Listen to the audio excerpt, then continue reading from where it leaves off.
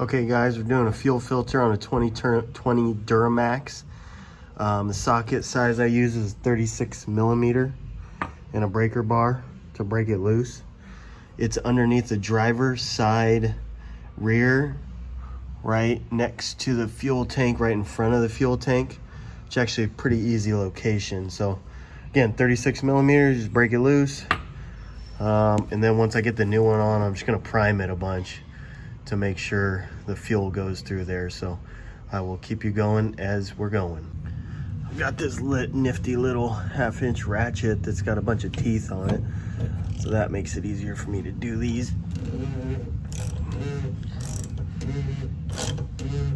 Doing it upside down. I should probably be using a drain pan, but I don't have one yet, so give me a second. Okay, I got a drain pan now. I am not wearing safety goggles, which you should probably do. I can turn it by hand now, and it's probably gonna start leaking. So just be aware.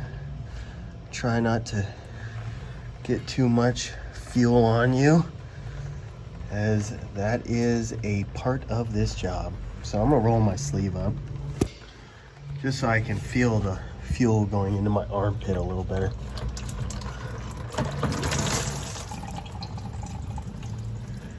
So just pull it out. Fuel is a little oily. Got a couple O-rings you're gonna replace. These ones look pretty new still, just because it's such a new truck. This is a 2020. So everything looks new. I'm not gonna let it leak for forever, just so I can help prime it and get it started running good when I put the new filter in there. So I got my old filter, my new filter. I go OEM. You see Delco. I only recommend OEM. Okay, got it off. So it was kind of stuck in there. So I just used a pry bar, got inside here just very gently until it popped loose and it came right out. So now we're gonna swap the O-rings. Okay, I got the new O-ring in there. Gotta make sure it's in the right slot so it seals properly. So now I'm gonna put in the small O-ring, and that's the last step. And then I'm gonna prime this casing a little bit just so there's a little fuel in there and get her done. This thing just pops into place. So make sure it's popped and looks relatively flat, flush. Okay, I got the old O-ring off of there, and now I'm gonna slide the new one on. It's actually not too bad. Just roll it over. Got it on there. Just make sure it's snug, and then lube it with the fuel a little bit. Make it nice and smooth. Then the fuel filter goes back on. So we're just listening to the prime.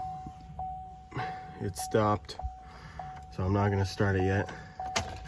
Just gonna key it off, wait a few seconds,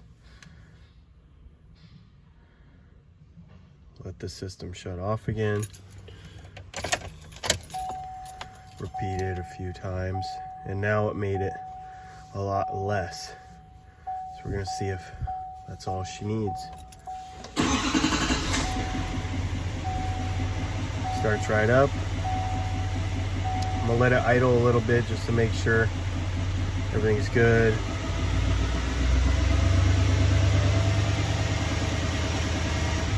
Give it a little fuel, and I'm gonna shut it off, let it prime again a couple times, and then make sure we're good to go.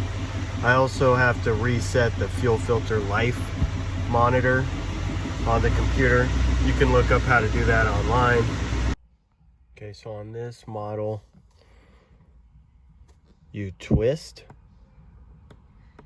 to get to fuel filter life.